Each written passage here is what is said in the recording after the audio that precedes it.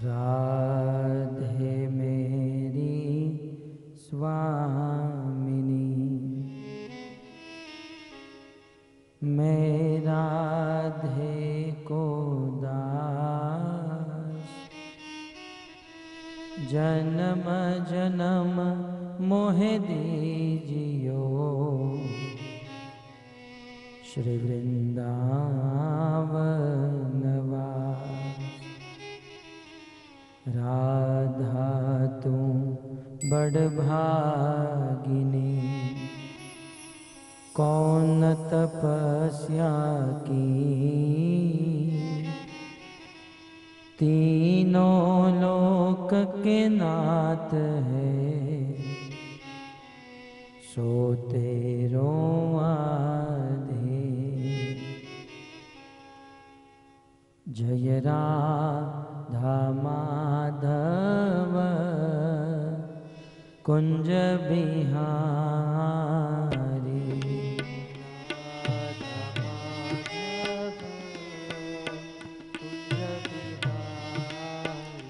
जय राधा माधव कुंज बिहारी।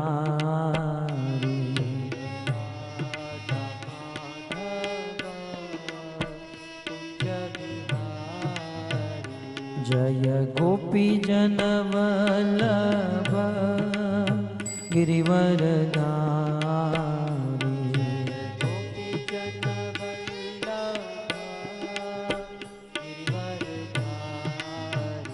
जय गोपी जन वल्लभ गिरिवरधारी।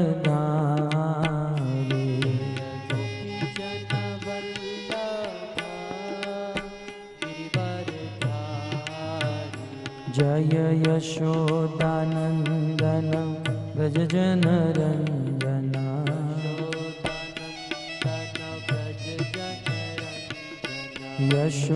यशोदानंदन व्रज जन रंजना।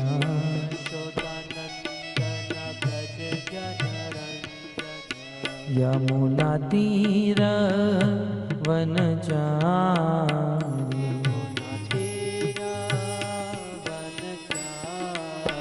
यमुना तीर वनचारी।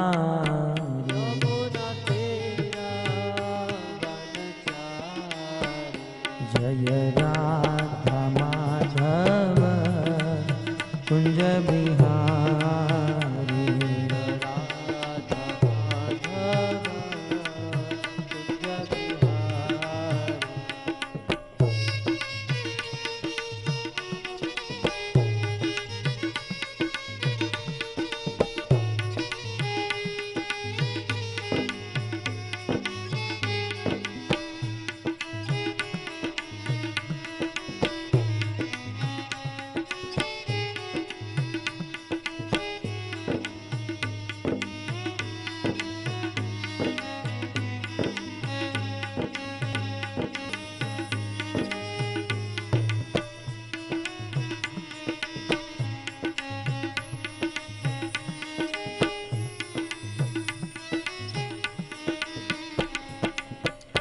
जय राधा माधव कुंज बिहारी,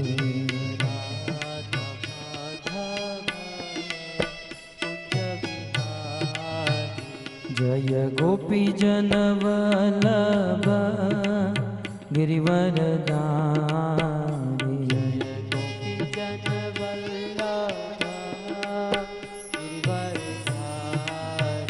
जय यशोदानंदन व्रज जन रंजना,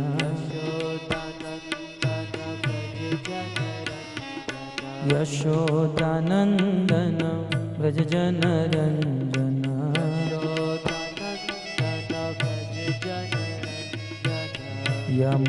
तीर वनचारी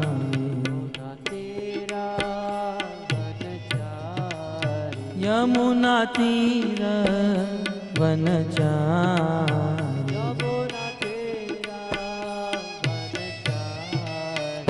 जय राधा माधव कुंज बिहारी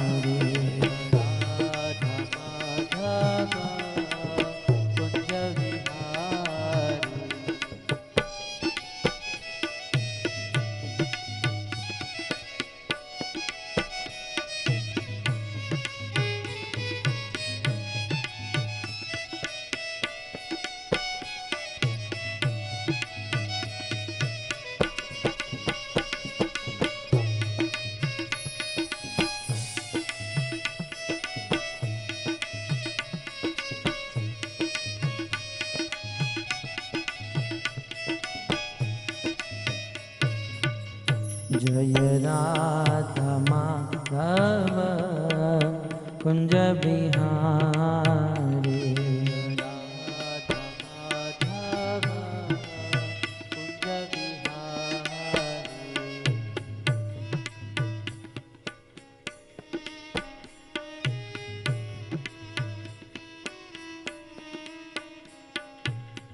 हरे कृष्णा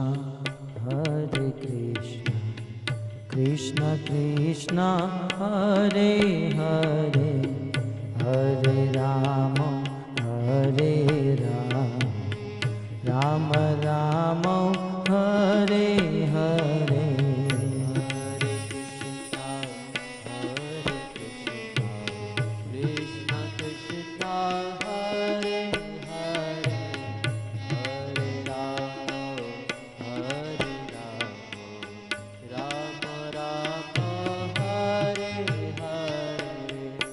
हरे कृष्णा कृष्ण कृष्ण हरे हरे हरे राम राम राम हरे हरे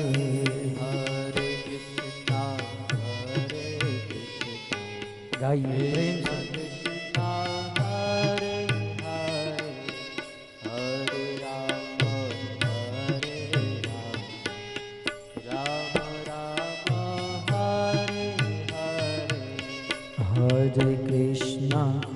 हरे कृष्णा कृष्ण कृष्ण हरे हरे हरे राम राम राम हरे हरे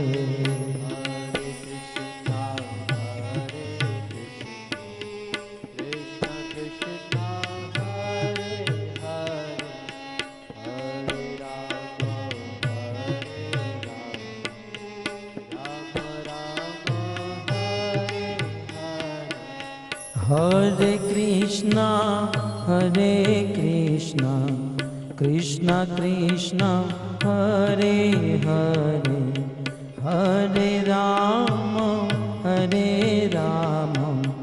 राम राम हरे हरे हरे कृष्णा कृष्ण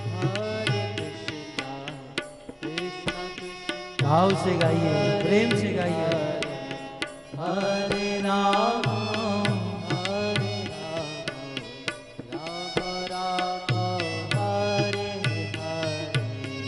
हरे कृष्णा कृष्ण कृष्ण हरे हरे हरे राम राम राम हरे हरे हरे कृष्णा कृष्ण कृष्ण हरे हरे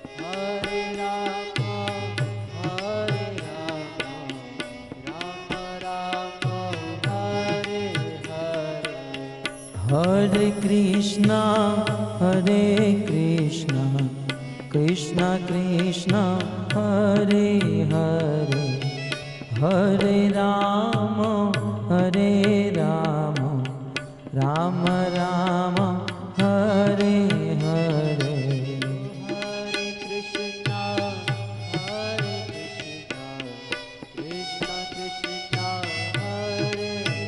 भाव से गाइए भगवान का पवित्र नाम।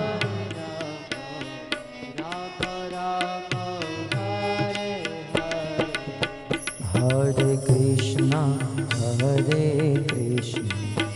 कृष्णा कृष्णा हरे हरे, हरे राम राम राम हरे हरे।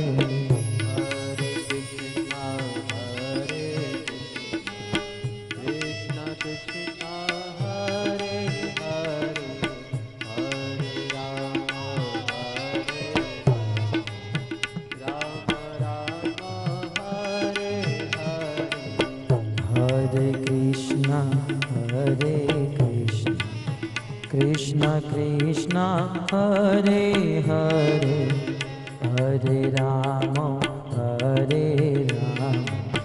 राम राम हरे हरे।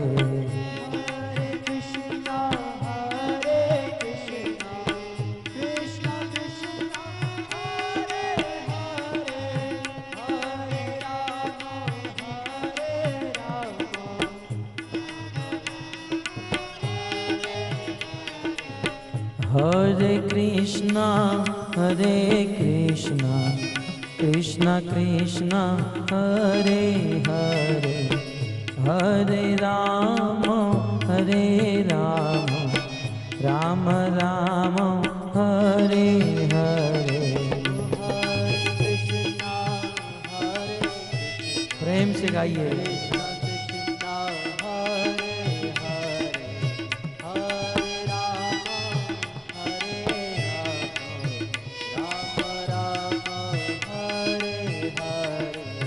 हरे कृष्णा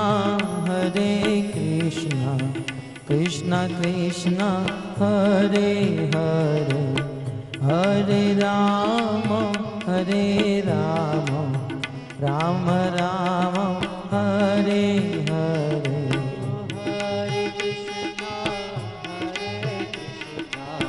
कृष्णा कृष्णा हरे हरे, हरे कृष्णा कृष्णा हरे हरे, हरे राम राम राम हरे हरे। हरे कृष्णा कृष्णा कृष्णा हरे हरे, हरे राम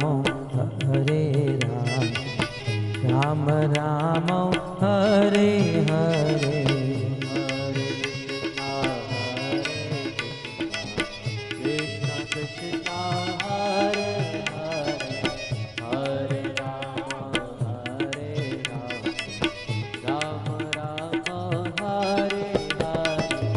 हरे कृष्णा कृष्णा कृष्णा हरे हरे, हरे राम राम राम हरे हरे।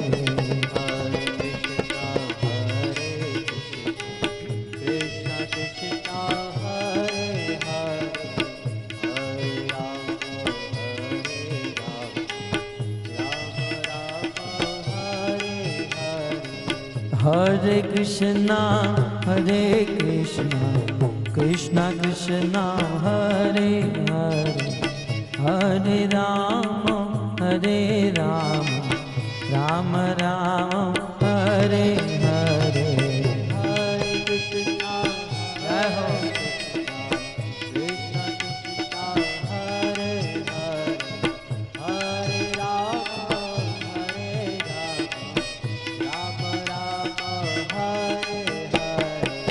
हरे कृष्णा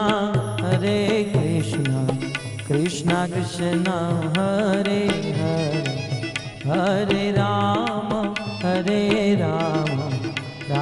राम हरे हरे।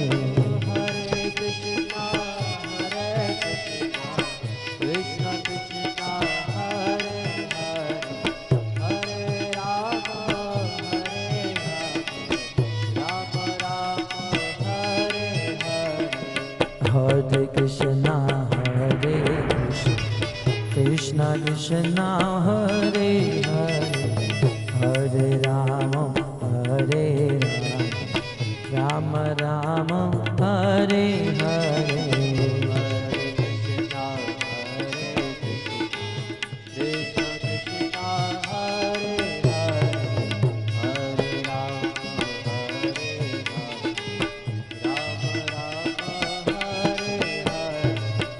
हरे कृष्णा कृष्णा कृष्णा हरे हरे, हरे राम राम राम हरे हरे। हरे कृष्णा कृष्णा कृष्णा हरे हरे, हरे राम राम हरे हरे।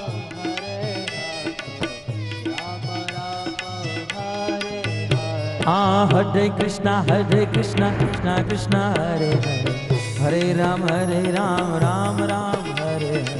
हरे कृष्णा कृष्णा कृष्णा हरे हरे, हरे राम राम राम हरे हरे। ये हरे कृष्णा कृष्णा कृष्णा हरे, हरे राम राम राम हरे हरे। हरे कृष्णा कृष्णा कृष्णा हरे हरे, हरे राम ये हरे कृष्णा कृष्णा कृष्णा हरे, हरे राम राम राम हरे हरे। हरे कृष्णा कृष्णा कृष्णा हरे हरे, हरे राम राम राम हरे हरे। ये हरे कृष्णा कृष्णा कृष्णा हरे हरे, हरे राम राम राम हरे हरे।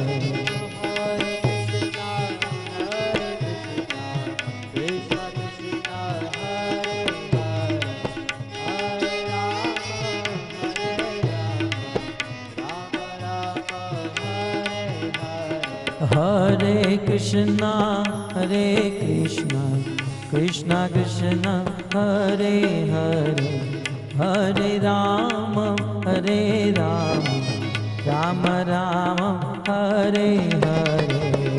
हरे कृष्णा कृष्णा कृष्णा हरे हरे, हरे राम राम राम हरे हरे।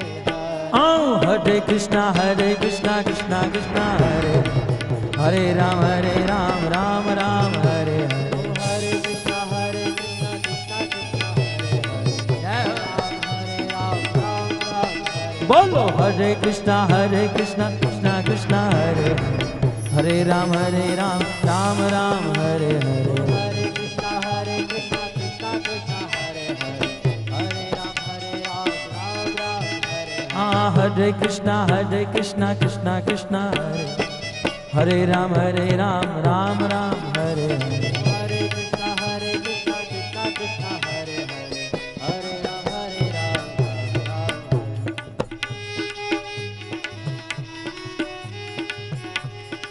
नाम महाधन है अपनो,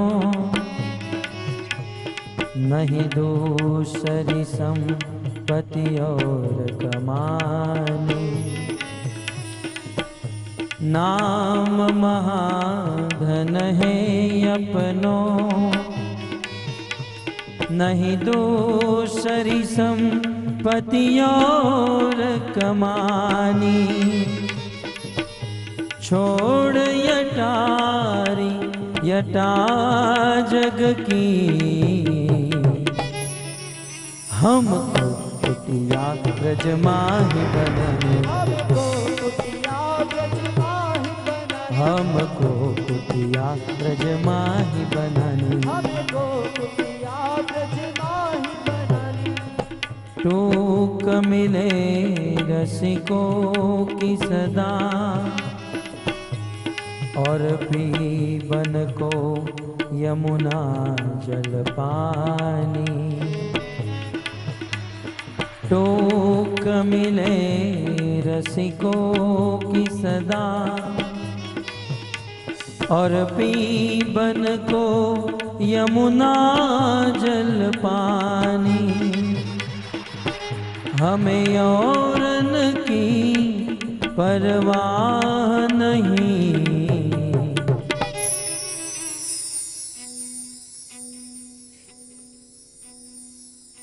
अपनी ठकुरानी शिराधिकाराने। अपनी ठकुरानी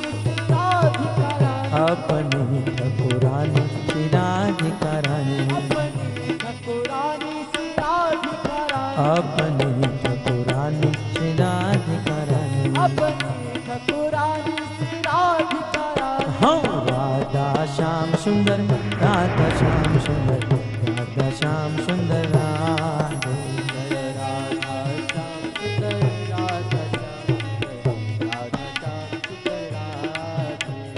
राधा श्याम सुंदर, राधा श्याम सुंदर, राधा श्याम सुंदर, राधा श्याम सुंदर राधे।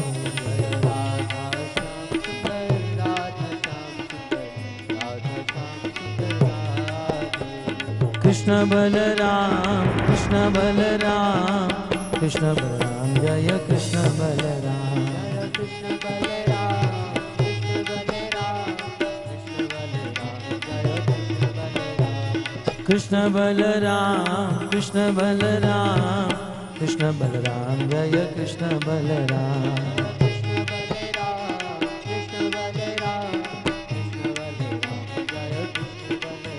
हाँ गौरनिताय जय गौरनिताय, निताय जय गौरनिताय, गौरानिताय जय गौरानिताय, प्रभुपद प्रभुपद प्रभुपद शिल प्रभुपद,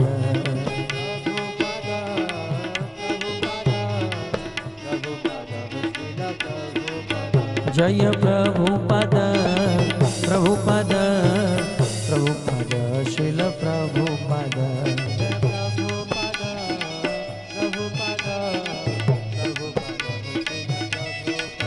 जय जय प्रभुपाद प्रभुपाद प्रभुपाद प्रभुपाद, जय जय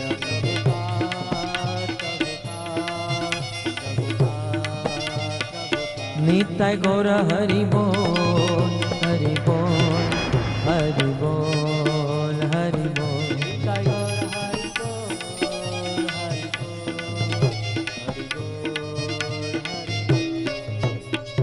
युग धर्म हरिनाम संकीर्तन की, शील प्रभुपाद की, निताय गौर प्रेमानंदे।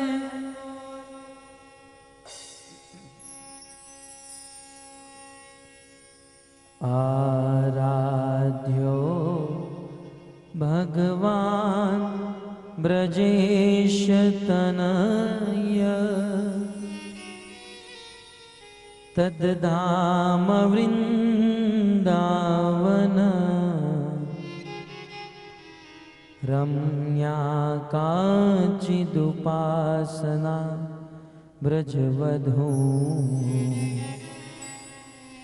वर्गेण या कल्पिता, श्रीमद्भागवतं प्रमाणममलं, प्रेमापुमर्तो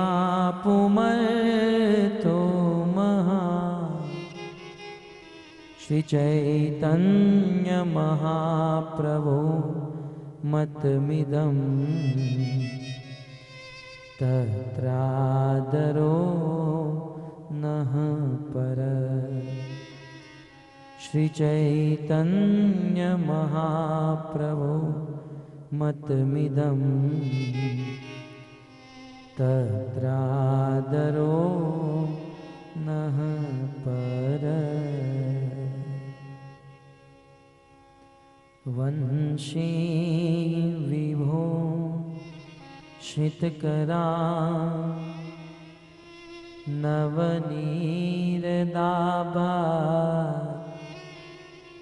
पीताम्बरधरुणबिं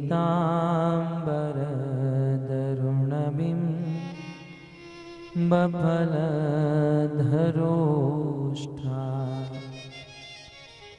पूर्णेन्दुसुन्दरमुखा, अरविन्दनेत्रा,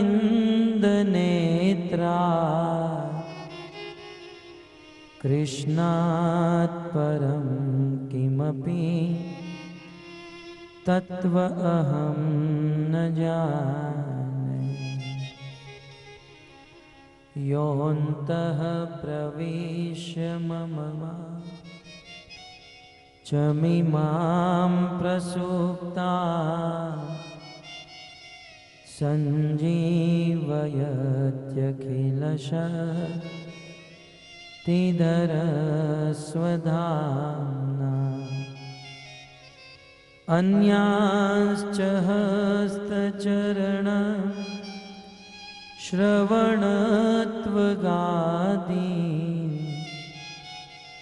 प्राणान्नमो भगवते पुरुषाय तुभ्यम्।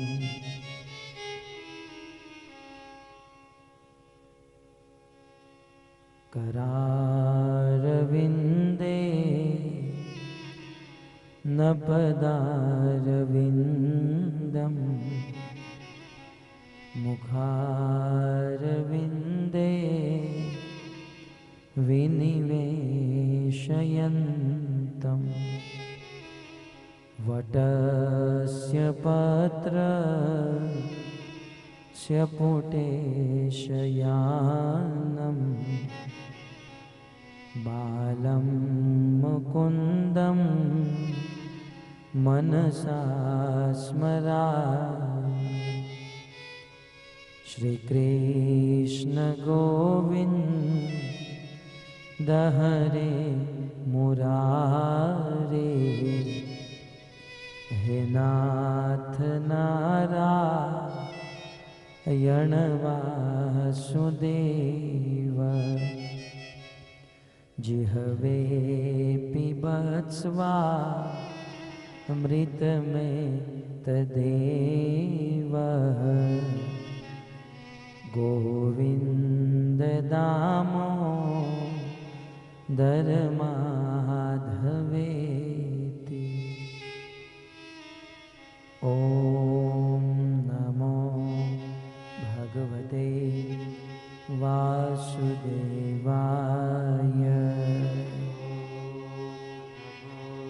भगवते वासुदेवाय। ॐ नमो भगवते वासुदेवाय। नमो भगवते वासुदेवाय। ॐ नमो भगवते वासुदेवाय।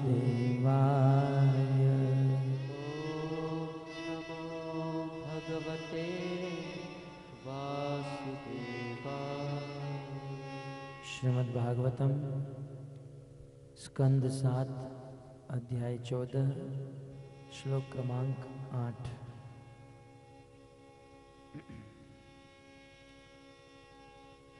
यावद् ब्रियेत जठरम् यावत् प्रियेत जठरम् तावत् स्वस्त्वं हि देहिनम् तावत् स्वस्त्वं हि देहिनम्।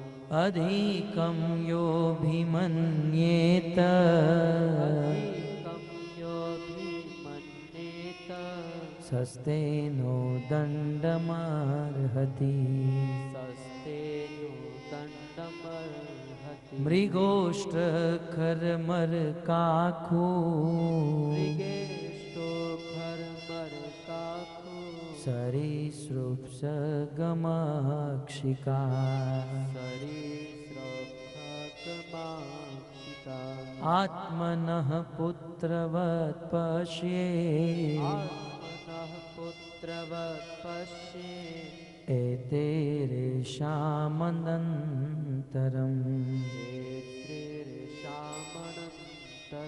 येषां मन्तरं कियत् त्रिवर्गनातिकृच्छेन त्रिवर्गं नातिकृच्छेन भजेतं गृहमेध्यपि भजेत गृहमेध्यपि यथा देशं यथा कालं यथा देशं यथा कालं यावद्देवोपपादितम् यावद्देवोपपादितम्।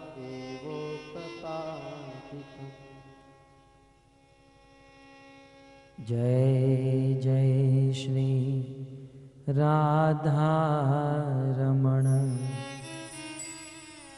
जय जय नवल किशोर जय गोपी चित चोर प्रभु जय जय माखन चोर। श्री कृष्णचंद्र भगवान की जय। श्रील प्रभुपाद की जय। हरे कृष्णा कृष्णा कृष्णा हरे हरे, हरे राम राम राम हरे हरे।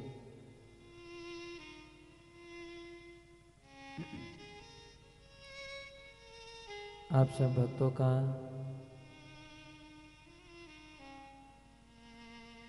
अंतर्राष्ट्रीय कृष्ण भावनामृत संघ की ओर से प्रस्थापित श्रीमद् भागवत सप्ताह के षष्ठ दिवस में हार्दिक स्वागत करते हैं।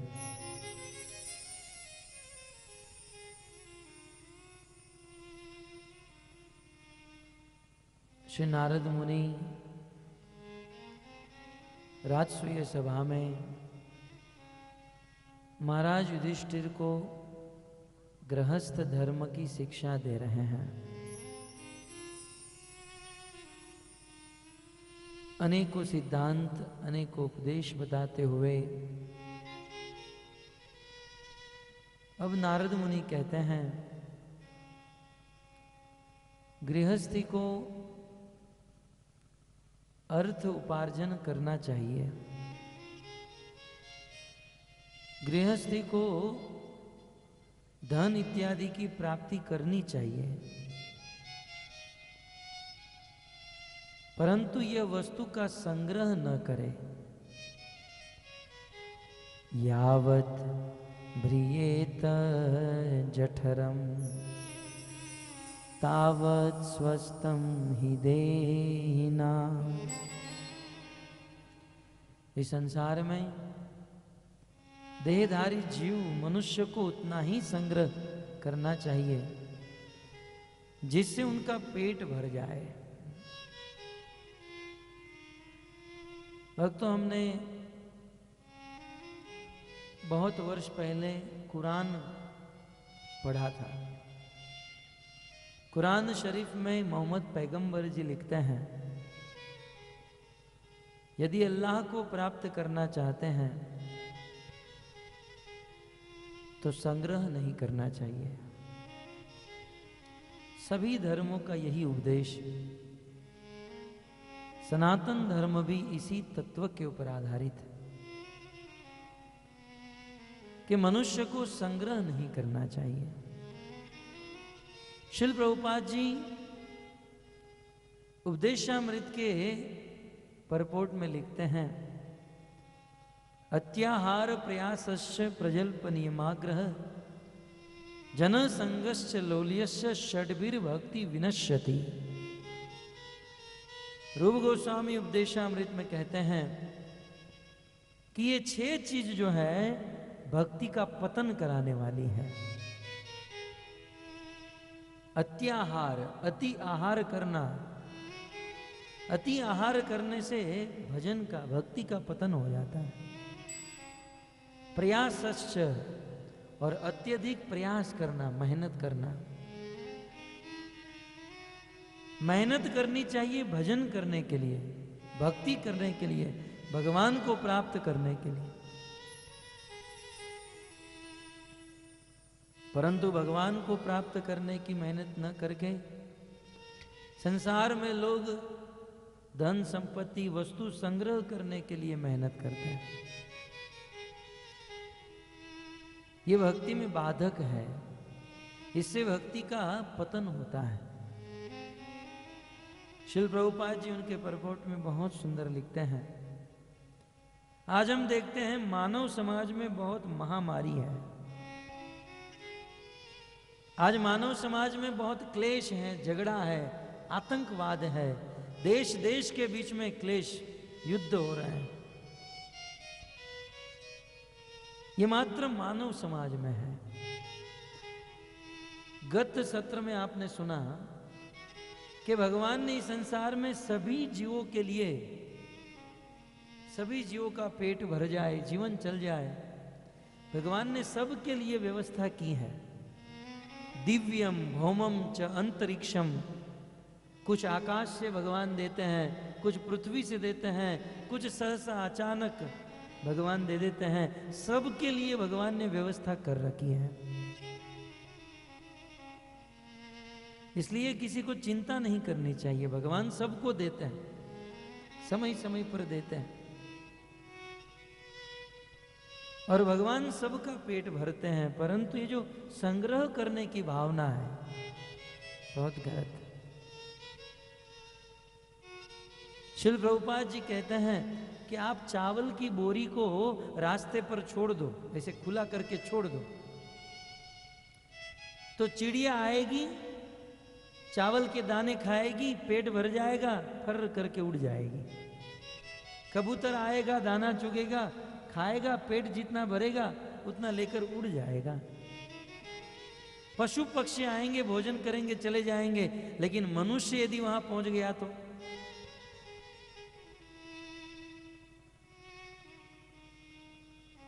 दिल पर हाथ रखकर कहिए क्या करेगा? सभी लोग जानते हैं, यदि हम भी होते तो चावल की बोरी को उठाकर घर पे लेकर चले जाते। ये है मनुष्य की वृत्ति। इस सृष्टि के सभी जीव अपनी अपनी मर्यादा में है, सब लोग संतुष्ट हैं। शेर भी, सिंह भी किसी हिरण को, गाय को मारता है, खाता है, और जब पेट भर जाता है तो वहां छोड़कर चला जाता है। और फिर उसके सामने यदि गाय आ भी गई तो वो मारेगा नहीं। जिस सिंह का, शेर का पेट भर गया है, उसको भोजन मिला, कोई पशु आया, फिर भी उसे मारेगा नहीं। और हम तो दिन में 10 लोगों को काटते हैं, व्यापार में, बिजनेस में, है? जो मिल गया उसे काटो, है? ये मनुष्य की वृत्ति है। इसे कहते हैं संग्रह करने की वृत्ति। और यही संग्रह करने की वृत्ति मानव समाज में बहुत बड़ा क्लेश उत्पन्न कर रही है, बहुत बड़ी दुविधा उत्पन्न कर रही है।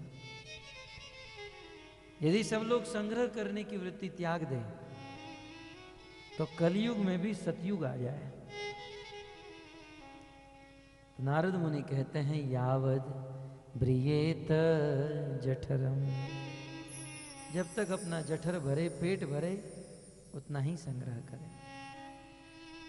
भगवान दत्तात्रेय ने 24 गुरु बनाए, उनमें से एक गुरु था मधुहा। मधुहा माने मध उतारने वाला। मध जानते हैं ना, हनी, मधु ही कहते हैं ना, शहद। शहद उतारने वाले को मधुहा कहते हैं। तो मधुमक्खी बगीचे में फूल से, फूल के रस को खींचती है। भगवान ने उनको ये शक्ति दी है, सामर्थ्य। लेकिन मधुमक्खी फूल के रस को पी नहीं जाती है। वो सोचती हैं कि हम उसको एकत्रित करेंगे, संग्रह करेंगे, और थोड़ा ज़्यादा संग्रह हो जाएगा, फिर आराम से बैठकर खाएंगे। जैसे आज के मनुष्य लोग सोचते हैं अभी थोड़ा कमा लेते हैं, और थोड़ा कमाने के बाद फिर आराम से भजन भक्ति करेंगे। अभी उम्र है तो थोड़ा काम कर लेते हैं। तो ऐसे ही मधुमक्खी सोचती हैं कि हम मधु एकत्रित करेंगे, शहद बनाएंगे, और जब बहुत हो जाएगा फिर आराम से बैठकर हम खाएंगे, पिएंगे, ऐश करेंगे।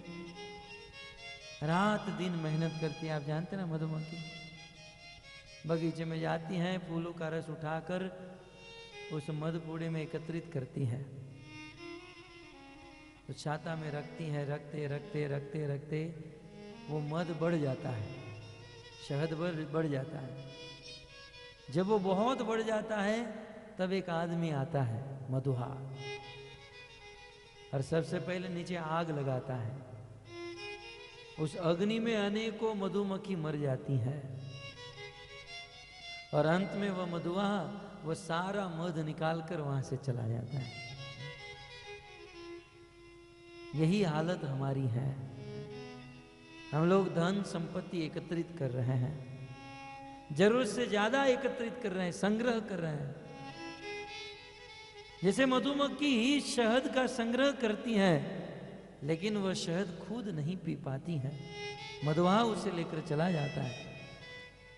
वैसे ही हम कितना भी संग्रह करें भक्तों, भाग्य की रेखा में जितना लिखा है ना, उतना ही इस्तेमाल कर पाओगे।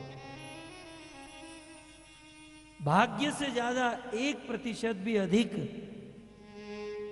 इस संसार में कोई मनुष्य भोग नहीं भोगत सकता।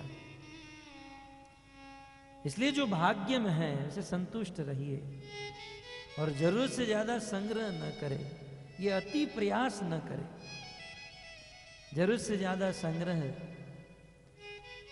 बहुत बड़ी दुविधा का कारण बनता है। और जो व्यक्ति जितना ज्यादा संग्रह करता है वो उतना ज्यादा लोभी बन जाता है।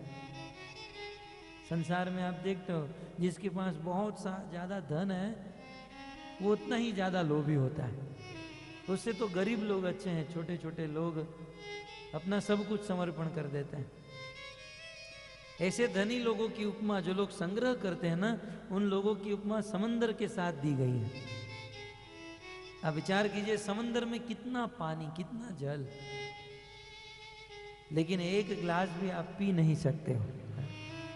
समंदर में इतना जल है, लेकिन एक लोटा भी आप पी नहीं सकते।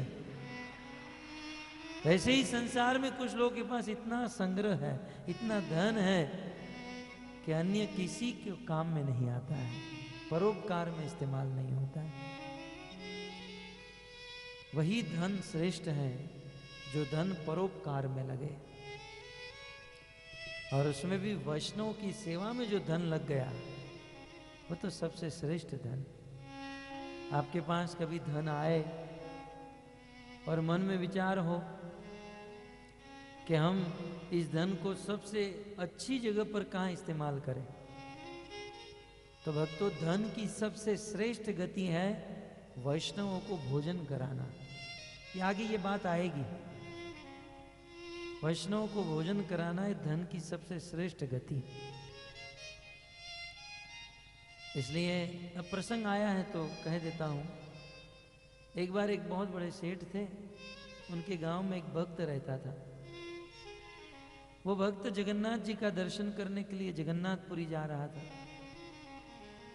उस गांव के सेठ ने कहा कि देखो, आप जगन्नाथपुरी जा रहे हैं, मेरे पास तो समय नहीं है, मैं आपको ये 100 रुपया दे रहा हूं, ये 100 रुपया भगवान जगन्नाथ जी की दान पेटी में डाल देना, ठीक है। वो ब्राह्मण 100 रुपया लेकर घर से निकला, अनेकों गांव में होते हुए जगन्नाथपुरी की ओर जा रहा है। बीच में रास्ते में देखा कुछ वैष्णव भक्त एकत्रित हुए हैं और सत्संग कर रहे हैं, लेकिन प्रसाद भोजन की व्यवस्था नहीं है। ब्राह्मण का हृदय कोमल है। ब्राह्मण ने क्या किया, वो जो 100 रुपया दिया था ना जगन्नाथपुरी की दान पेटी में डालने के लिए, उस 100 रुपये से भोजन खरीद लिया, भगवान को भोग लगाया और वैष्णवों को भोजन करा दिया। वैष्णव को भोजन कराने में 100 रुपये में से 98 रुपये खर्च हो गए, मात्र 2 रुपया बचा। 2 रुपया रखा। कुछ दिन के बाद जगन्नाथपुरी में जगन्नाथ जी के मंदिर में पहुंचा और जगन्नाथ जी की दान पेटी में 2 रुपया डाल दिया। जगन्नाथ जी वो जो सेठ थे गांव में रहने वाले, रात को उनके स्वप्न में आ गए। सेठ तो खड़ा हो गया, भगवान को प्रणाम किया। तब उस सेठ ने कहा कि प्रभु, कुछ दिन पहले हमारे गांव से एक भक्त आपके मंदिर जगन्नाथपुरी में आ रहा था, मैंने उनके साथ 100 रुपया भेजा था। प्रभु आपको 100 रुपया मिल गया है ना? सुना, मुझे जानना है। प्रभु मैंने 100 रुपया भेजा था आपकी दान पेटी में डालने के लिए, प्रभु आपको वह 100 रुपया मिल गया है? तब जगन्नाथ जी ने इतना ही कहा कि मुझे 98 रुपया मिल गया, 2 रुपये का हिसाब नहीं मिला। बात समझ में आई है?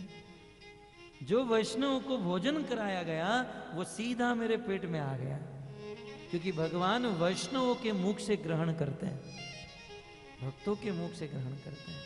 ब्राह्मण, भक्त, वैष्णव भगवान के मुख है। इसलिए धन की सबसे श्रेष्ठ गति है वैष्णव को भोजन कराना। जीवन में जब धन आए तो संग्रह मत कीजिए। ऐसे भागवत कथाओं में, मंदिरों में जहाँ पर वैष्णव को भोजन कराया जाता है वहाँ इस्तेमाल कीजिए। भक्त भी प्रसन्न रहेंगे, भगवान भी प्रसन्न रहेंगे, और उस संपत्ति को कमाने के लिए आपने जो मेहनत की है वह मेहनत भी परम शुद्ध भक्ति बन जाएगी। कुल मिलाकर यहाँ पर यही कहते हैं, संग्रह ना करें। एक गृहस्थी को चाहिए कि वह संग्रह ना करे।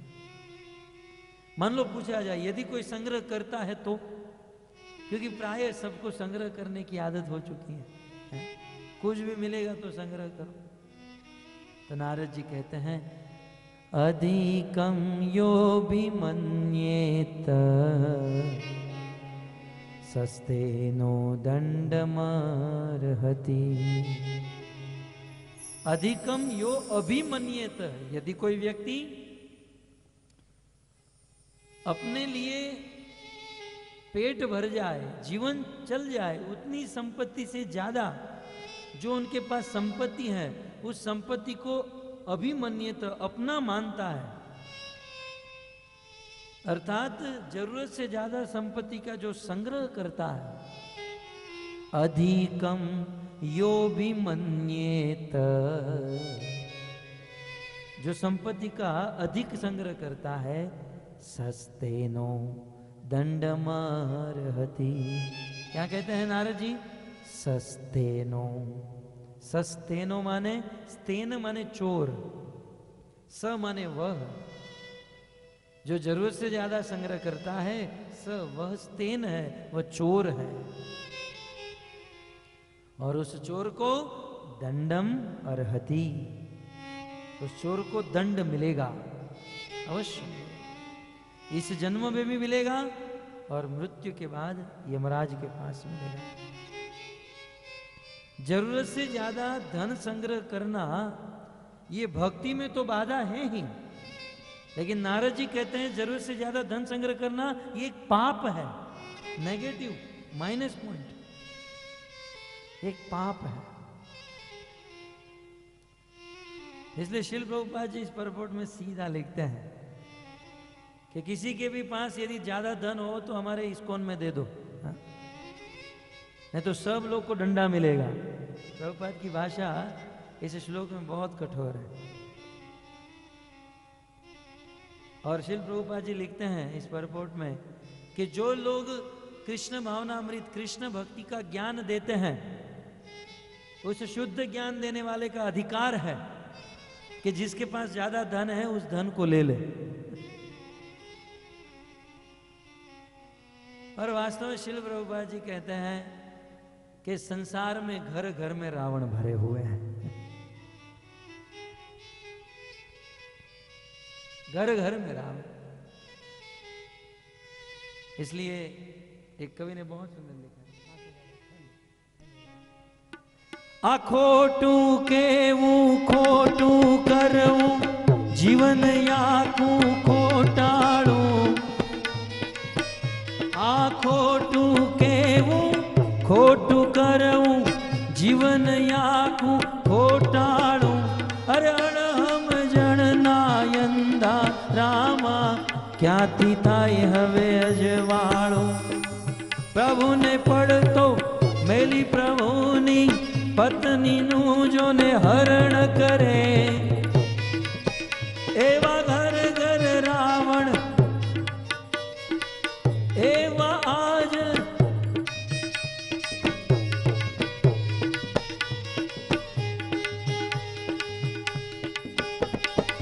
प्रभु ने पढ़तो मेली प्रभुनी पत्नी नु जो ने हरण करे, एवा आज घरो घर रावण जोई।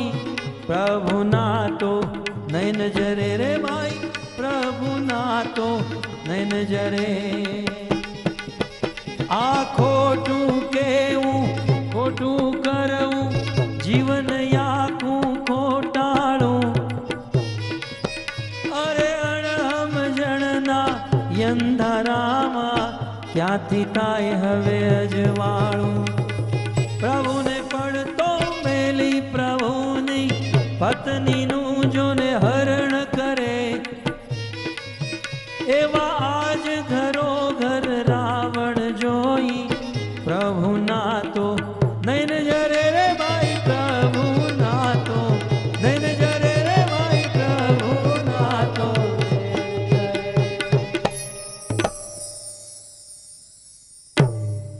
सौराष्ट्र गुजरात के संत ने बहुत सुंदर गाया है कि संसार में सब लोग झूठ बोलते हैं, खोटू केऊं खोटू करूं, और पूरा जीवन झूठ में ही चल रहा है।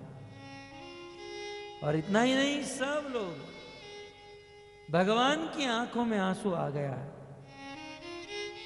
क्योंकि भगवान ने सोचा त्रेता युग में तो एक रावण था, आज तो घर घर में रावण भरे हुए हैं। प्रभु ना तो नयन जरे, भगवान की आंखों में भी अश्रु आ गया कि त्रेता युग में एक रावण, लेकिन कलयुग में घर घर में रावण भरे हुए हैं। सब लोग रावण, कहीं ना कहीं हम भी एक रावण ही हैं। लेकिन भक्तों, रावण किसे कहते हैं? रावण वैसे तो बहुत अच्छा था, ज्ञानी था, लेकिन रावण की गलती, रावण की वृत्ति क्या थी?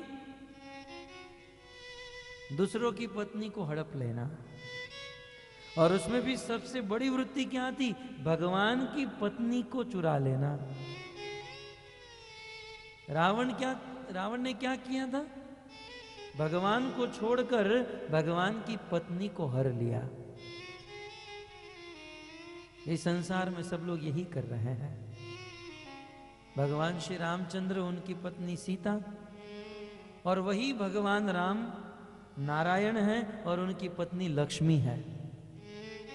वहां रावण ने राम को छोड़कर सीता का हरण किया, और यहां पर हम लोग नारायण को छोड़कर लक्ष्मी का हरण कर रहे हैं। सुबह से लेकर शाम तक धन, पैसा पैसा पैसा, सब लोग लक्ष्मी को चाहते हैं, नारायण को नहीं चाहते। जो लक्ष्मी को चाहते हैं, नारायण को नहीं चाहते हैं, वो रावण वृत्ति है। यही रावण का काम। श्रील प्रभुपाद जी कहते हैं कि ठीक है, कलयुग में घर घर में रावण है, लेकिन हम लोग हनुमान जी की परंपरा में हैं। हनुमान जी ने क्या किया? सबसे पहले हनुमान जी तो लंका में गए। बहुत सुंदर प्रसंग है। हमारे लालदास जो है ना, हनुमान जी के भक्त हैं, और उनके लिए मुझे कथा में हनुमान जी का प्रसंग लेना पड़ता है। और जब हनुमान जी का प्रसंग लेते हैं तब श्रोताओं को हो जाता है कि अब तबला टूट जाएगा, इतना उत्साह में आ जाता है। आइए 5 मिनट के लिए हनुमान जी का स्मरण करें। दास्य भक्ति के आचार्य हमारे परमेश्वर महाराज ने कहा कि प्रभु आप नवदा भक्ति के विषय में बताइए, कल विस्तार से बताएंगे। परंतु भगवान को प्राप्त करने के लिए 9 भक्ति हैं। श्रवणम कीर्तनम विष्णु, स्मरणम पादसेवनम, अर्चनम वंदनम दास्यम, साख्यम आत्मनिवेदनम। 9 प्रकार की भक्ति हैं। श्रवणम भक्ति, और रूप गोस्वामी ने ऐसा लिखा है कि प्रत्येक भक्ति अपने आप में परिपूर्ण है। यदि कोई व्यक्ति एक भक्ति भी करता है तब भी भगवान को पा सकता है। हमारा सौभाग्य तो देखिए, एक भक्ति यदि कोई करे तो भी व्यक्ति भगवान को पा सकता है। श्रील प्रभुपाद जी की कृपा से हम लोग 9 भक्ति कर रहे हैं, सभी भक्ति का आचरण कर रहे हैं। श्रवण भक्ति करके महाराज परीक्षित का उद्धार हुआ। कीर्तन भक्ति करके सुखदेव गोस्वामी का उद्धार हुआ, स्मरण भक्ति करके प्रहलाद महाराज का उद्धार हुआ, वंदन भक्ति करके अक्रूर जी का उद्धार हुआ, पूजन भक्ति करके पृथु महाराज का उद्धार हुआ, साख्य भक्ति करके अर्जुन का उद्धार हुआ, पाद सेवनम भक्ति करके लक्ष्मी जी का उद्धार हुआ, आत्मनिवेदन भक्ति करके बलि महाराज का उद्धार हुआ, और भक्तों दास्य भक्ति करके हनुमान जी महाराज का उद्धार हुआ।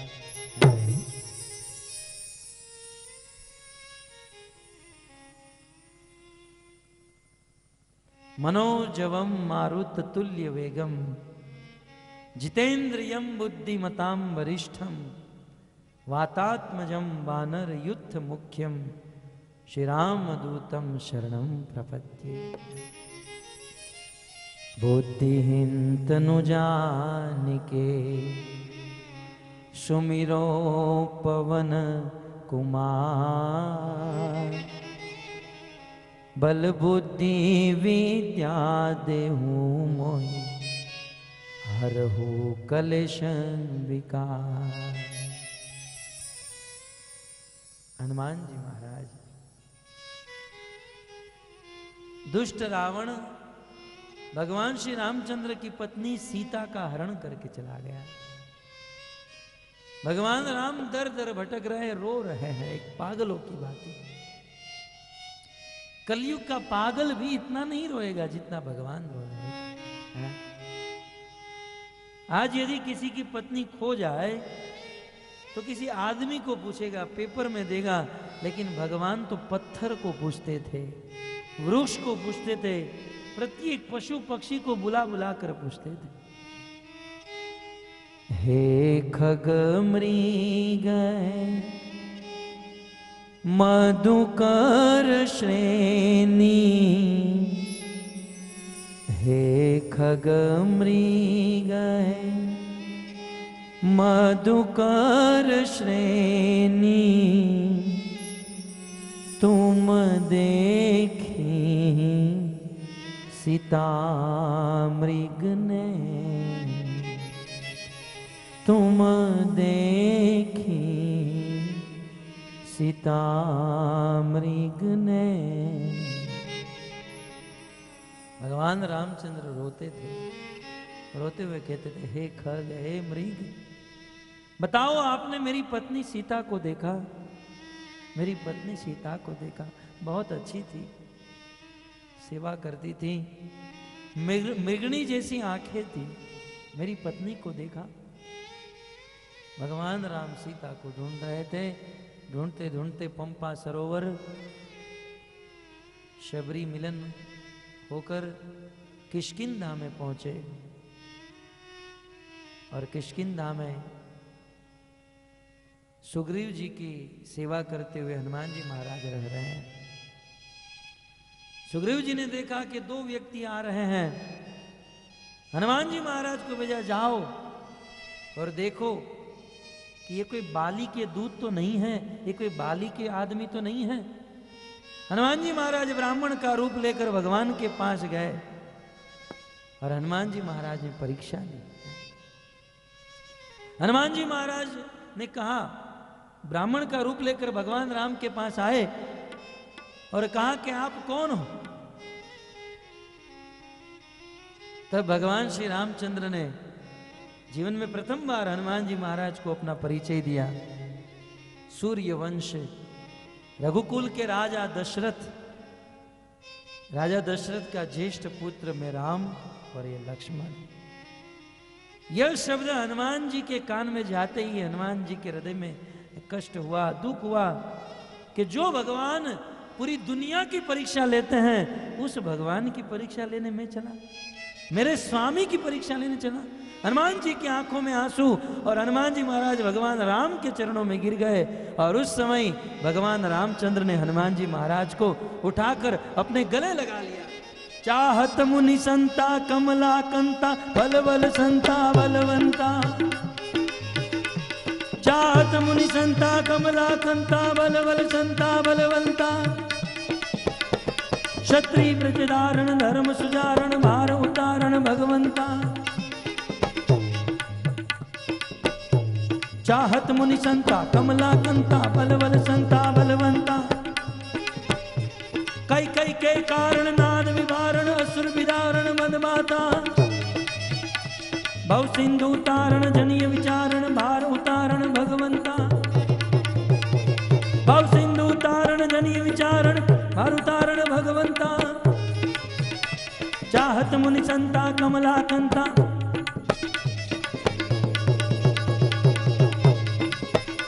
भगवान श्री रामचंद्र ने, हनुमान जी महाराज रामचंद्र के चरणों में गिर गए। भगवान रामचंद्र ने इतना ही कहा, हनुमंत आपका स्थान मेरे चरणों में नहीं, आपका स्थान मेरे हृदय में है। इतना सुनते हनुमान जी महाराज खुशी के मारे पागल हो गए। भगवान राम और हनुमान जी का प्रथम मिलन रामायण में हुआ। चाहत मुनि संता कमला कंता बल बल संता बलवंता। कई कई के कारण नाद विवारण असुर विदारण बदमारण। भव सिंधु तारण जनीय विचारण हर तारण भगवंता।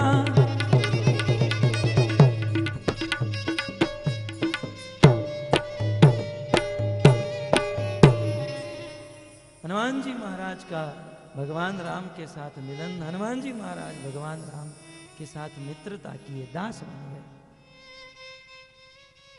प्रसंग तो बहुत लंबा है, कभी रामायण की कथा सुनेंगे तब विस्तार से ये सारी बातें आएगी।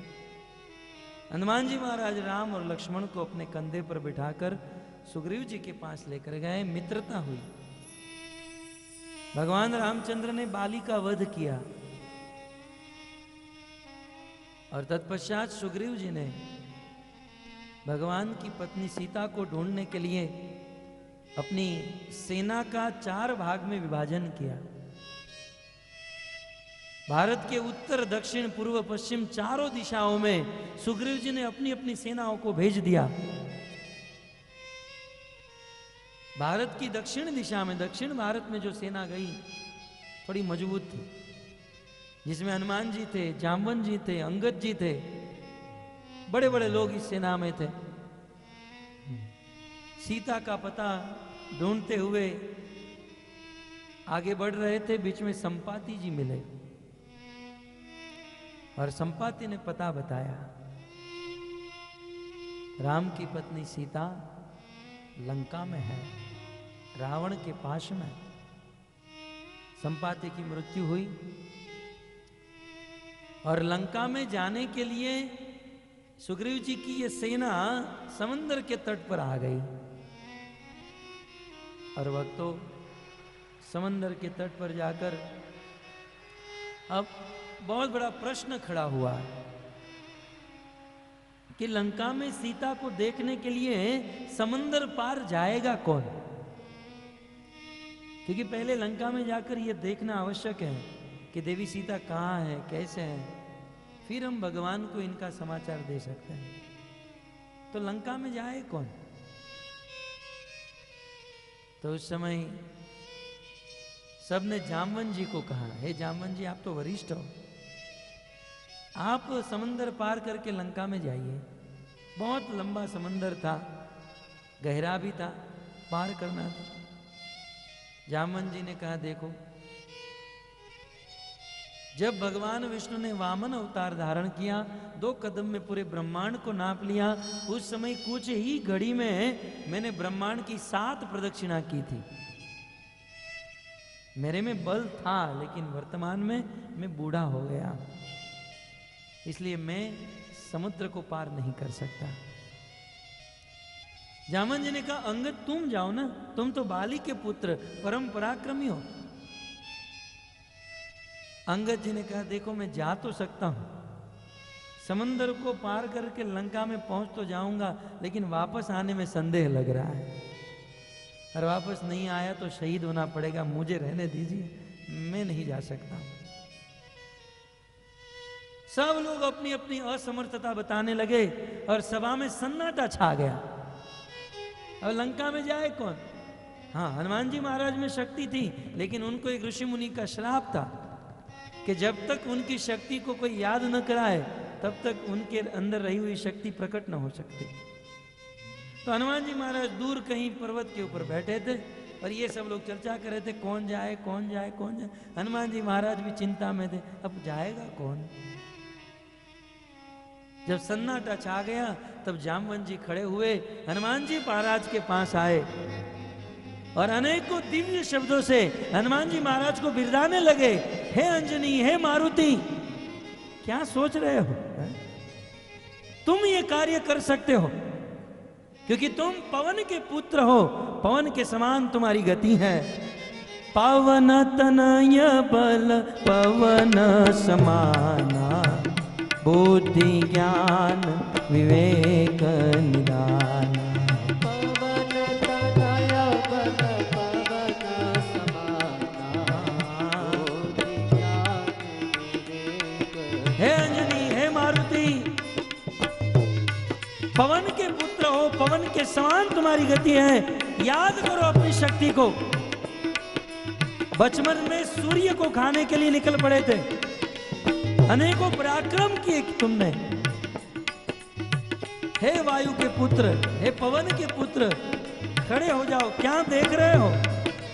पवन तनय बल पवन समाना, बुद्धि ज्ञान विवेक निदाना। पवन तनय बल पवन समाना, बुद्धि ज्ञान विवेक। हे अंजनी, हे मारुति, क्या बैठे हो? खड़े हो जाओ। तुम्हारा जन्म राम कार्य के लिए हुआ है। इस संसार में प्रकट क्यों हुए हो? राम कार्य के लिए।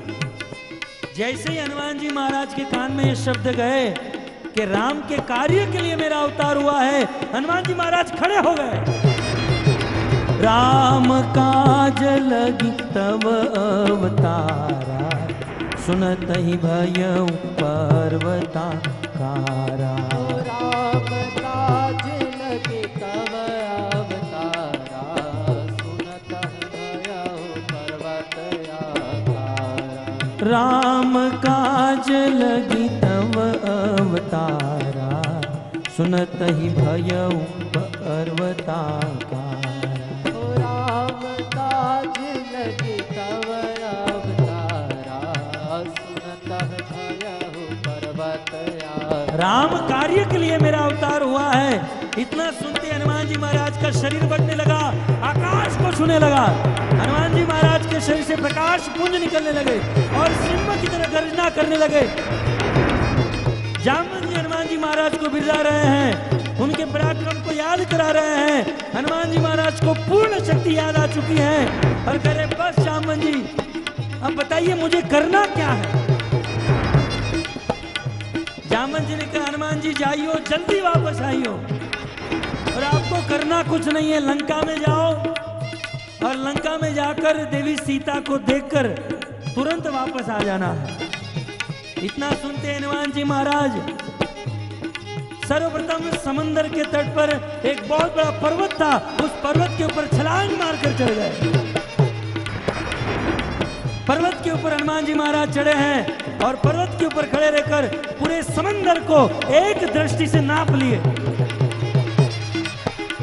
अपनी दृष्टि से जैसे गरुड़, आकाश में उड़ने वाला गरुड़ अपनी दृष्टि से सर्प को देख लेता है और झपट से सर्प को पकड़ लेता है, ऐसे हनुमान जी महाराज अपनी एक दृष्टि से समंदर को नाप लिए और समुद्र को लागने की तैयारी। और उसी समय हनुमान जी महाराज अपने इष्ट भगवान श्री रामचंद्र के चरणों का स्मरण कर रहे हैं, समस्त भक्तों को प्रणाम कर रहे हैं। और उस समय हनुमान जी महाराज ने समंदर के ऊपर छलांग मारने के लिए अपनी सारी शक्ति घुटनों में दे दी। जैसे ही हनुमान जी महाराज की शक्ति घुटने में आई, छलांग मारने की तैयारी, जिस पर्वत पर खड़े थे वह पर्वत समंदर में डूब गया। पर्वत समंदर में डूबा और हनुमान जी महाराज आकाश में उड़े। जैसे राम के धनुष से सारंग निकलता है, भगवान राम के धनुष से अमोघ बाण निकलता है, वैसे हनुमान जी महाराज की गति चली है। राम काज लगी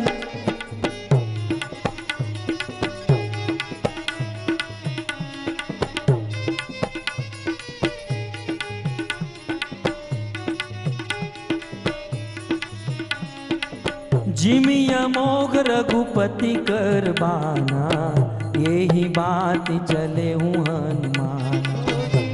अमोघ रघुपति कर बाना, यही बात चले हनुमाना। जिमि अमोघ रघुपति कर बाना, यही बात चले हूँ हनुमाना। जिमि अमोघ रघुपति कर बाना, यही बात चले हूँ। भगवान राम के सारंग से अमोघ बाण निकले, ऐसे हनुमान जी महाराज की गति चली है। उड़ रहे आकाश में मैनाक पर्वत, अनेकों विघ्न हनुमान जी महाराज को आए, परंतु भगवान का स्मरण करते हुए सारे विघ्नों को पार करके हनुमान जी महाराज लंका में पहुंच गए। बोलिए हनुमान जी महाराज की जय। लंका में पहुंचे हैं और हनुमान जी महाराज ने ओपनिंग लंकिनी से किया। लंका के द्वार पर खड़ी हुई लंकिनी को मारा, आगे बढ़े, सीता को देखे, सीता देवी से मिले हैं। अशोक वाटिका में हनुमंत और सीता का मिलन बहुत सुंदर प्रसंग है। भगवान राम के द्वारा दी गई मुद्रिका दिखाकर हनुमान जी महाराज अपनी पहचान देते हैं और जगत जननी माता सीता की इस दुख व्यथा को देखकर हनुमान जी के हृदय में कष्ट हो रहा है। हनुमान जी ने कहा, माता जी यदि मैं चाहूं तो एक सेकंड में, एक घड़ी में आपको यहां से भगवान राम के पास ले जा सकता हूं, लेकिन क्या करूं, मैं दास हूं, मैं परवश हूं। जब मैं यहां पर आ रहा था तब भगवान ने मुझे कहा नहीं था। यदि प्रभु ने इशारा भी कर दिया होता तो मैं आपको लेकर जा सकता, लेकिन आप चिंता मत कीजिए, भगवान राम आएंगे, रावण का वध करेंगे और आपको लेकर जाएंगे। परंतु माताजी, मैं कई दिनों से यहां पर आया हूं, मुझे भूख लगी है। हनुमान जी ने कहा, मुझे भूख लगी है। सीता जी ने कहा, तुमने कुछ खाया नहीं इतने दिनों से? हनुमान जी ने कहा, नहीं खाया, यहाँ तो सब नॉनवेज ही नॉनवेज मिलता है। मछली और मांस के अलावा यहाँ कुछ मिलता ही नहीं है लंका में। वास्तव में ये मांस खाने का काम असुरों का है। सीता जी ने कहा, देखो बाजू में रावण का बगीचा है, वहां से फल फूल लेकर आप खा सकते हो, लेकिन ध्यान रहे जो नीचे पड़े हुए वही खाना। हनुमान जी ने कहा, माता जी आप चिंता मत करो। हनुमान जी गए और बड़े बड़े वृक्ष को गिराकर जो फल होते थे उसको खाते थे। रावण के बगीचे को उजाड़ने लगे। धीरे धीरे करके सारा बगीचा उजड़ने लगा। रावण के सिपाही आए, हनुमान जी ने सबको मार डाला। रावण ने बड़े बड़े सैनिकों को भेजा, हनुमान जी ने उनको भी मार डाला। रावण ने अपने पुत्र अक्षय कुमार को भेजा, हनुमान जी ने उनको भी मार डाला।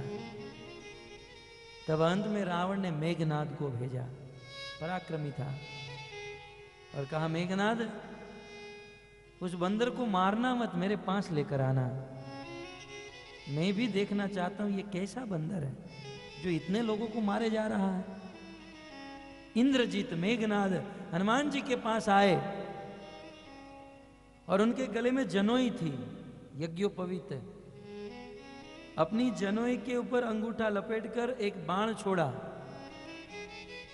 और मेघनाद इंद्रजीत ने हनुमान जी को इस यज्ञोपवीत के बंधन में बांध दिया, जिसे ब्रह्मपाश कहा जाता है। ब्रह्मपाश में बांध दिया। हनुमान जी को बंदी बनाकर रावण के पास ले जा रहे हैं। ये कथा शिव जी पार्वती को सुना रहे हैं। शिव जी कहते हैं पार्वती तुम धोखा मत खा जाना, इस दुनिया में हनुमान जी को दुनिया की कोई ताकत बांध नहीं सकती है, पवन का पुत्र है ये। जासु नाम जपि सुनहु भवानी, भव बंधन कटहु नर ज्ञानी, तासु दूत बंध करी आवा, प्रभु कारज लगी कपि ही बंधावा। शिव जी ने कहा जिसका एक बार भी जिसका कोई नाम स्मरण कर लेता है, उस भक्त का भव बंधन टूट जाता है। जिस प्रभु का एक बार भी कोई नाम ले लेता है, उसका भव बंधन टूट जाता है। उस प्रभु का कार्य करने के लिए हनुमान निकला है, दुनिया की कोई ताकत उसे बांध नहीं सकती। लेकिन ये हनुमान जी की इच्छा थी कि भगवान की पत्नी का अपहरण करने वाला है कौन, मुझे उनको देखना है, वो दुष्ट कौन है। इसलिए जानबूझकर हनुमान जी महाराज बन गए और मेघनाद उसे लेकर रावण की सभा में प्रस्तुत किए। रावण ने हनुमान जी को देखा, कह लंकेश कवन ते कीसा, कही के बल काले ही बस शीशा। रामायण में बहुत सुंदर वर्णन है। लंकापति रावण ने कहा, ए बंदर, मेरे दो प्रश्न है, सीधा सीधा जवाब दे। प्रश्न पहला, तूने मेरे आदमी को क्यों मारा? और प्रश्न दूसरा, तू है किस जंगल का बंदर? तूने खाया क्या है कि मेरे इतने सारे आदमी को मारा? तेरा परिचय क्या है? तो सबसे पहले हनुमान जी ने उत्तर दिया, देखो भाई साहब, हमने आपके किसी आदमी को नहीं मारा, ये सब गलत न्यूज है, ये सब अफवाह है। बोले नहीं, मेरा पुत्र अक्षय कुमार मर गया, मेरे हजारों सिपाही सैनिक मर गए, ये झूठ है। बोले झूठ? देखो मैंने किसी को नहीं मारा, मैं वहां पर बैठकर फल खा रहा था और आपके आदमी मुझे मारने के लिए आए। तो अपना देह किसको प्रिय नहीं होता है? आपके आदमी मुझे मारने के लिए आए और मैं मेरा बचाव कर रहा था, मैं मार नहीं रहा था। वो लोग मुझे मार रहे थे, मैं तो मेरा बचाव कर रहा था। बचाव करने में ही आपके मर गए, उसमें मैं क्या करूं? तुम अपने सिपाही को खिलाओ पिलाओ, थोड़े तगड़े बनाओ, हा? मुझे स्पर्श करके ही तुम्हारे आदमी मर रहे हैं तो मैं क्या करूं? मैंने किसी को नहीं। और तुम ये जानना चाहते हो कि मैं कौन हूं? तो सुनो ध्यान से। जिसके बल से पूरी दुनिया बलवान है, रावण तुझे भी जहां से बल मिल रहा है, जिसकी माया से सारा संसार मोहित है, जो अनंत कोटि ब्रह्मांड के अधिपति हैं, ऐसे जानकी नाथ भगवान राम का मैं दूत हूं। दासोस हूं, मैं दास हूं भगवान राम। और फिर हनुमान जी महाराज ने प्रवचन प्रारंभ किया रावण की लंका में। कहा देखो, राम ही भगवान है और रावण महाराज तुमने जीवन तो अच्छा है लेकिन एक गलत काम कर दिया, भगवान की पत्नी को लेकर आया। अभी भी तुम्हारे पास समय है, तुम दांत में तृण लेकर दोनों हाथ जोड़कर राम के पास चले जाओ, हमारे प्रभु राम तुमको क्षमा कर देंगे। हनुमान जी ने बहुत समझाया, बहुत प्रवचन किया, लेकिन रावण तो मूर्ख हृदय न चेत, जो गुरु मिले बिरंची समान। इस संसार में मूर्ख आदमी को समझाना मुश्किल है, ब्रह्मा भी यदि आ जाए। जैसे सूखी हुई डाली के ऊपर अमृत की वर्षा हो जाए, वहां फूल नहीं लग सकता है, वैसे मूर्ख को समझाने के लिए ब्रह्मा भी आ जाए, वो समझ नहीं सकता है। रावण नहीं माना और अंत में क्रोध किया, बोले मेरे राज्य में, मेरी लंका में मुझे उपदेश दे रहा है, पकड़ लो इसे और मार डालो। जब सब लोग उन्हें मारने गए तो विभीषण जी जो भक्त थे, भगवान के परम भक्त संत महात्मा थे, विभीषण ने कहा भैया ये दूत है और दूत को मारना ये अपराध है, कायरता है, भैया आप इसे मारो मत, बड़े आदमी का अपमान कर देना यही उसके मृत्यु के बराबर है। इनको अपमानित कर दो। विभीषण जी ने हनुमान जी को बचा लिया। रावण ने कहा इनका अपमान कैसे करे, बंदर को अपनी पूंछ से बहुत प्रेम होता है, एक काम करो इसकी पूंछ को जला दो। उनकी पूंछ को जलाने के लिए रावण ने क्या, हमारे घर से जितने भी कपड़े हैं, ईंधन है, जितना भी घी है, तेल है, ये सब इनकी पूंछ पर लगा दो। पूंछ पर लगाया तो हनुमान जी की पूंछ लंबी होती गई, तो ये तो बहुत लंबी हो रही हैं। तब उस नगरवासी जो थे, लंका के रहने वाले, कहा कोई बात नहीं, हम हमारे घर से लेकर आते हैं। सब लोग अपने अपने घर से कपड़ा, ईंधन लेकर आए। हनुमान जी देख रहे थे किनके घर से कितना किलो आ रहा है, क्योंकि ये यथा माम प्रपद्यन्ते, जिनके घर से जितना आया उनके घर को उतना जलाना है।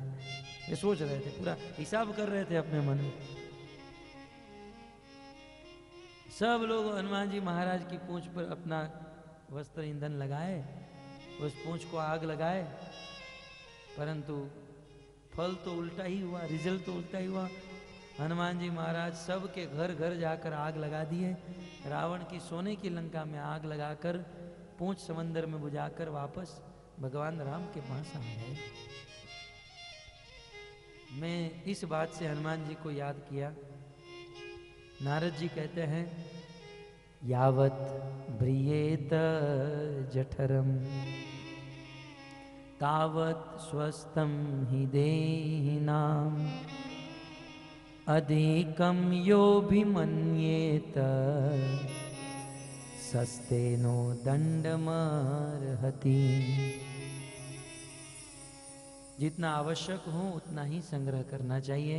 जरूरत से ज्यादा संग्रह जो है वह दंड का भागीदार बनता है। तो शुल प्रभुपाद जी कहते हैं, इस संसार में सब लोग रावण वृत्ति के हैं। जैसे रावण भगवान को छोड़कर भगवान की पत्नी को लेकर आया, वैसे इस दुनिया में सब लोग भगवान को नहीं चाहते हैं, भगवान की पत्नी लक्ष्मी को चाहते हैं। बस लक्ष्मी मिल जाए, लक्ष्मी आ जाए, लक्ष्मी चाहते हैं। शुल प्रभुपाद जी कहते हैं, ठीक है लोगों को रावण बनने दो, लेकिन हमको हनुमान बनना है। जैसे रावण लक्ष्मी को लेकर गया और हनुमान जी उस रावण की लंका से सीता को छुड़ा दिए और भगवान राम को सौंप दिए, वैसे हमें भी क्या करना है, दुनिया के लोगों के पास लक्ष्मी है, धन है, हमें उनके घर घर जाकर उनके धन को लेकर भगवान की सेवा में लगा देना है। ये हमारा काम, ये हनुमान जी का काम, ये भक्त का काम। तो इस प्रकार जो जरूरत से अधिक धन संग्रह करता है वह स्तेन है, वह चोर है और वह असुर है। ये आसुरी वृत्ति है। संग्रह करना है कोई सज्जन वृत्ति नहीं है, ये आसुरी वृत्ति है। शास्त्र में प्रश्न उठाया गया, असुर किसे कहते हैं, असुर कौन है?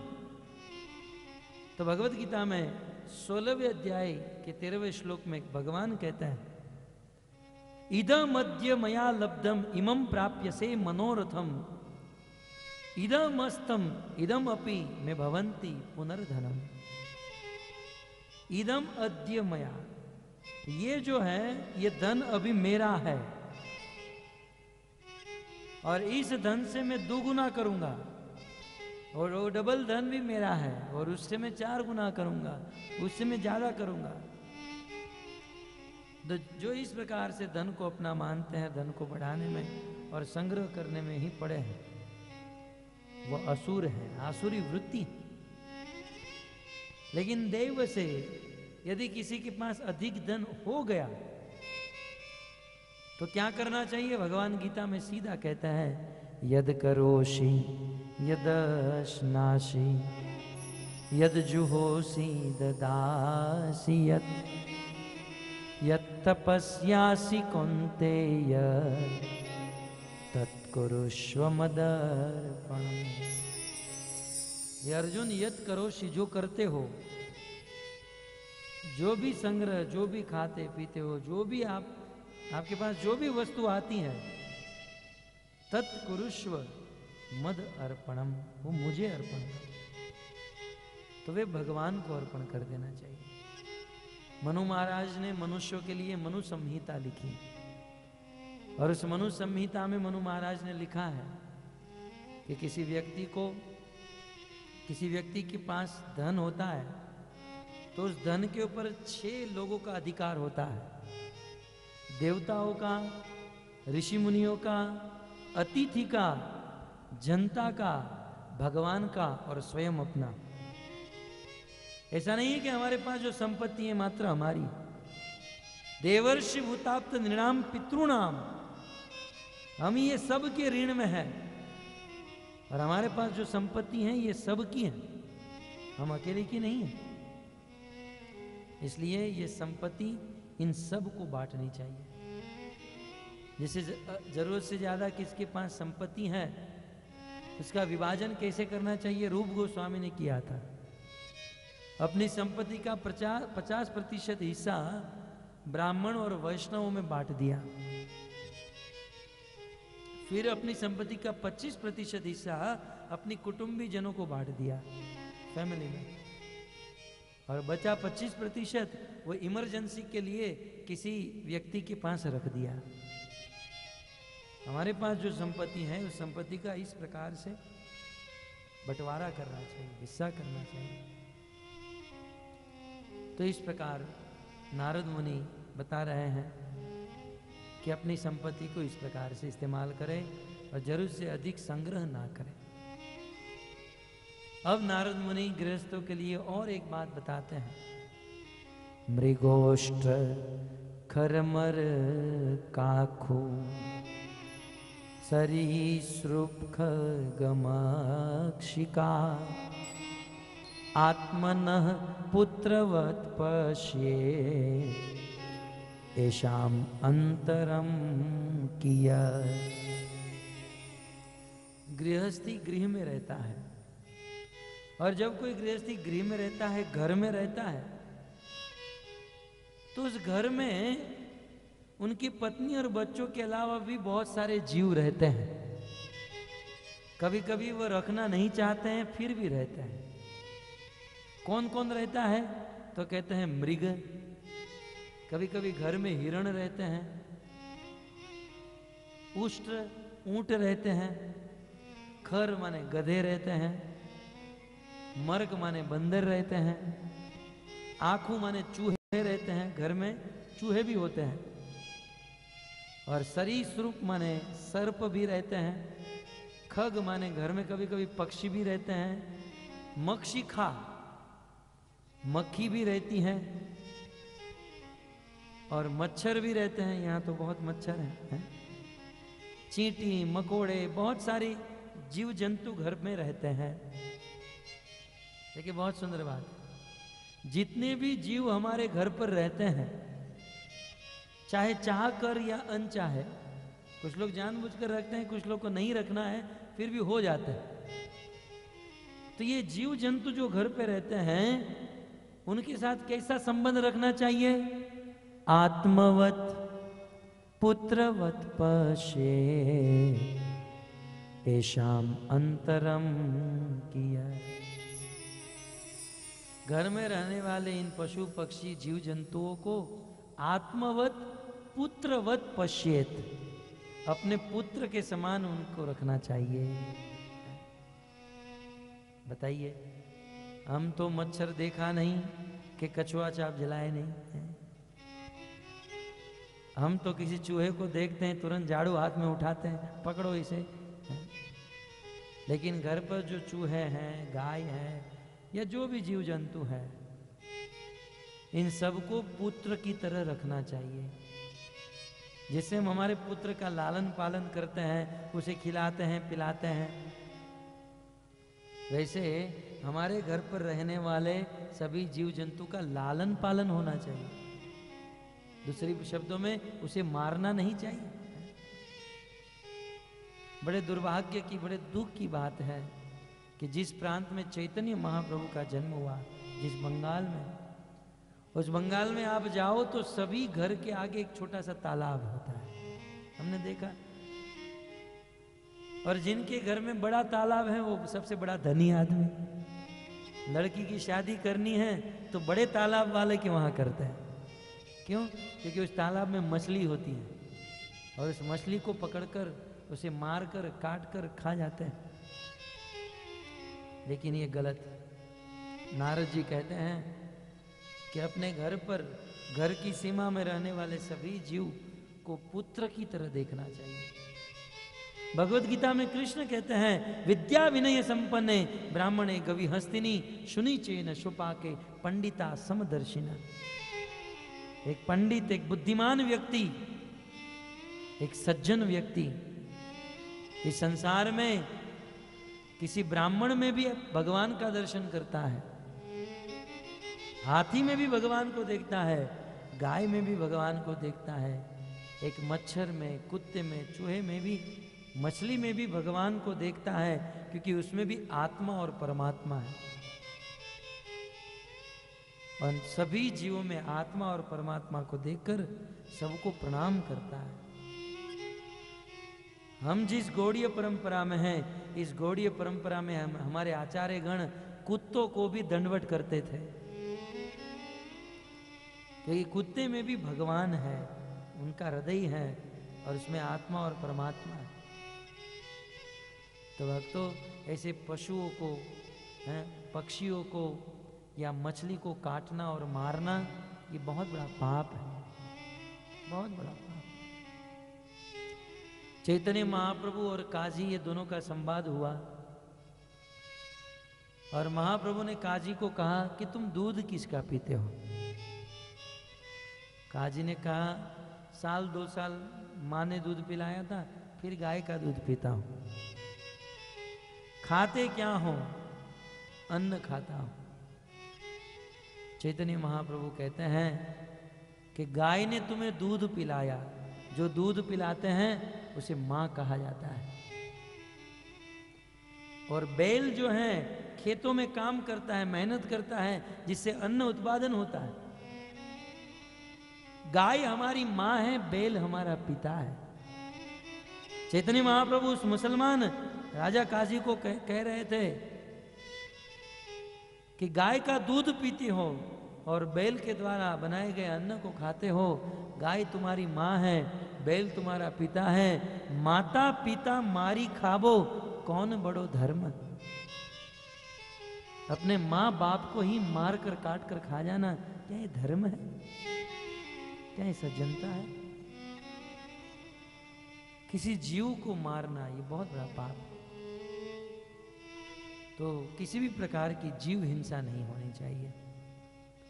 धर्म 4 चरण पर खड़ा है। ये धर्म जो है ना, उसके 4 चरण है और धर्म का एक चरण है दया। दया धर्म का मूल है भक्तों। हृदय से जिस दिन दया निकल गई, समझ लो अपना धर्म भी निकल गया। और जिसके हृदय में दया नहीं और कहने लगे कि मैं धार्मिक हूं, धर्मात्मा हूं, भक्त हूं, गलत। मच्छर को मारने वाले, जीव जंतु को मारने वाले, गाय बकरी और मछली का मांस खाने वाले आज से अपने आप को धार्मिक बोलना छोड़ दे, क्योंकि धर्म का आधार है दया। जब हृदय में दया ही नहीं तो धर्म काहे का? दया होनी, जीवों के प्रति दया होनी चाहिए। और भक्तों, यदि जीवों के प्रति दया न करे और इस प्रकार से मांस खाते रहे, जीवन में भजन तो कर ही नहीं पाएंगे, सुखी तो नहीं हो पाएंगे।